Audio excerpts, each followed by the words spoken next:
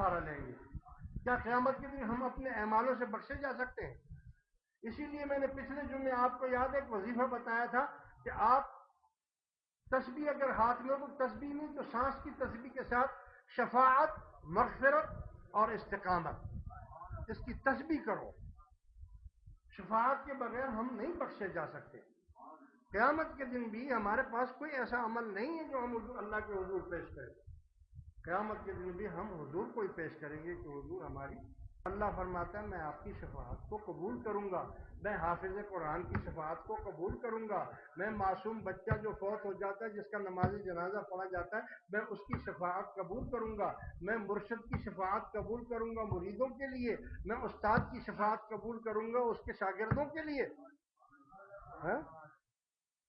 تو کیسے شفاعت کا انکار کریں بھائی؟ اس میں شرک کی کون سی بات آ گئی؟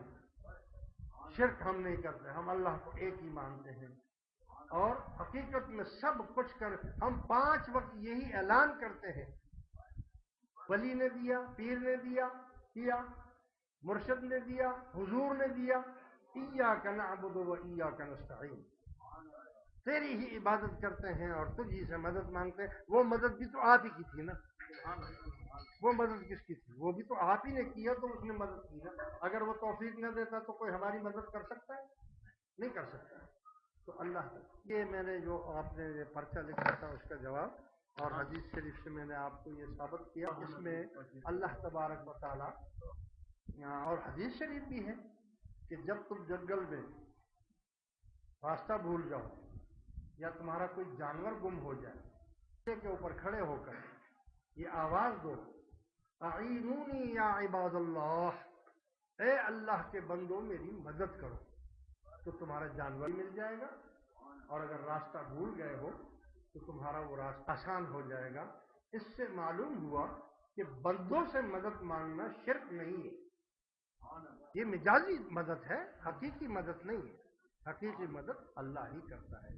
آخر دعوانا الحمدللہ ڈالے، اور گھر سے تو ہم کبھی چندہ کرتے نہیں، کسی گھر والوں سے تو ہم کبھی چندہ جماعت ہی بنا رہی ہے اور جماعت ہی کی دوستوں، جیسا کہ آپ کو معلوم ہے کہ ہم ذکر شریف کی اجازت جمعے کے دن دیتے ہیں، اور بہت سے دوست جو نئے آئے ہیں اور وہ انہوں نے مجھے کہا بھی ہے، لہٰذا جو لوگ ہماری اس جماعت میں شامل ہونا چاہتے ہیں، بیعت ہونا چاہتے ہیں، طالب بننا چاہتے ہیں، اللہ اللہ کرنے کا طریقہ سیکھنا چاہتے ہیں، وہ اپنا ہاتھ اوپر کر دیں تاکہ میں ذکر شریف کی اجازت ان کو دے دوں۔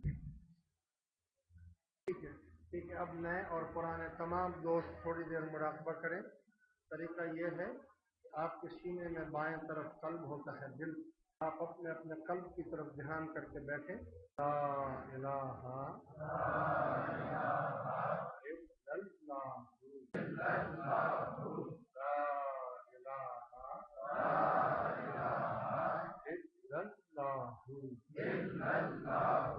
لا الہ الا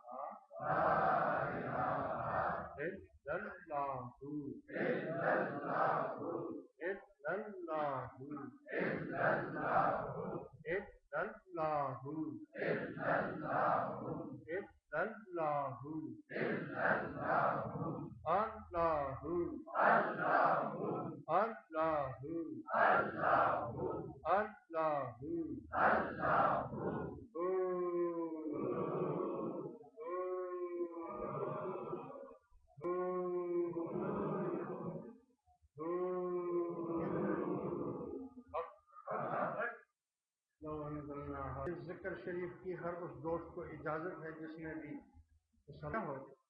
اس کا طریقہ یہ ہے کہ وقت کی کمی ہے، ابھی صلاح کے بعد